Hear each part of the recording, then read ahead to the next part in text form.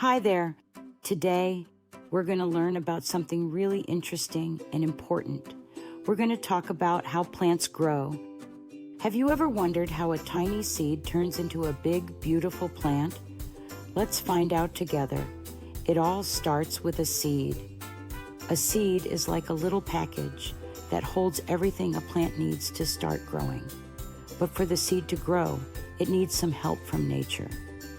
First, the seed needs to be planted in soil.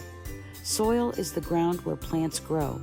It has nutrients, which are like vitamins for plants.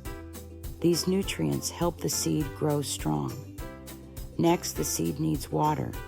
Water helps the seed to swell up and break open. This is the first step in the seed's journey to becoming a plant. After the seed breaks open, a tiny sprout starts to grow. This sprout will push up through the soil and reach for the sunlight. Sunlight is very important for plants. It gives them energy to grow. Plants use sunlight to make their own food in a process called photosynthesis. It's like how we eat food to get energy. While the sprout is growing above the ground, roots are growing below the ground. Roots help the plant stay in place and take in water and nutrients from the soil. As the plant gets more water, sunlight, and nutrients, it grows bigger and taller. Leaves start to grow, and the plant becomes stronger.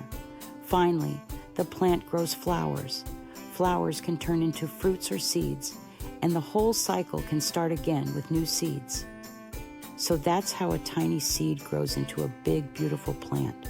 It's amazing how nature works, isn't it? Remember, plants need soil, water, sunlight, and nutrients to grow. Thanks for watching and happy planting.